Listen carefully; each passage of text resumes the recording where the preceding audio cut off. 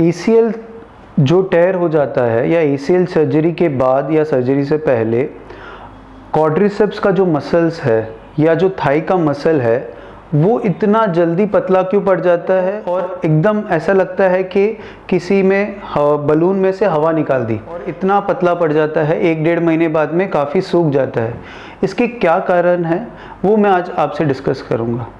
तो कभी भी आपकी ACL इंजरी हो जाती है तो उस इंजरी के बाद में आपके पेन होता है, स्वेलिंग आती है, नी जो है वो आपके मूवमेंट नहीं करता है। डॉक्टर के पास आप जाते हो तो डॉक्टर आपके उसमें नी ब्रेस लगाता है, उसको आपको बांध के रखने के लिए कहता है और उसको रेस्ट देने के लिए कहता है।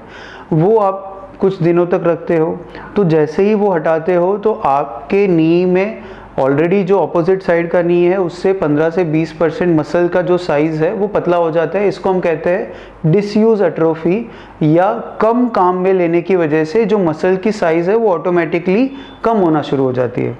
ये नेचुरल टेंडेंसी होती है। कभी भी कोई भी पार्ट अगर हम कोई भी मसल्स को यूज़ में ना ले ज़्यादा टाइम तो वो मसल धीरे धीरे करके पतला पड़ना शुरू कर देता है।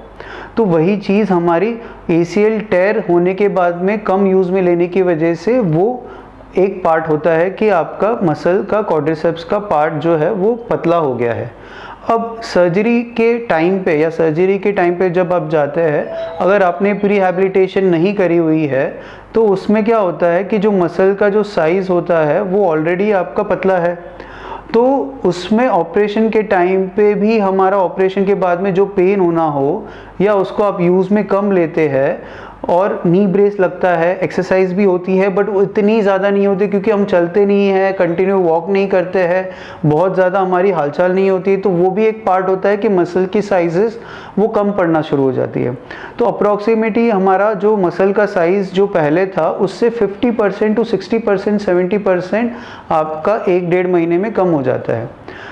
तीसरी कारण ये भी होता है कि अगर आपने नी ब्रेस को बहुत ही टाइट बांध दिया, अगर मसल्स को आपने एकदम टाइट बांध के रख लिया तो वो मसल्स जो है वो सिकुड़ जाते हैं। तो कभी भी मैं नी ब्रेस लगाने के टाइम पे यही बताता हूँ लोगों को कि आपको बांधना तो है नी ब्रेस, बट बहुत ही ऐसे बांधना है जैसे आप अपने पैंट्स पहनते हो, कि पैंट्स को एकदम टाइट तो नहीं बांधते, इतना ही बांधते हो कि वो नीचे ना आए ना ऊपर आए, बस उतना ही बांधना है कि वो नीचे ना आए।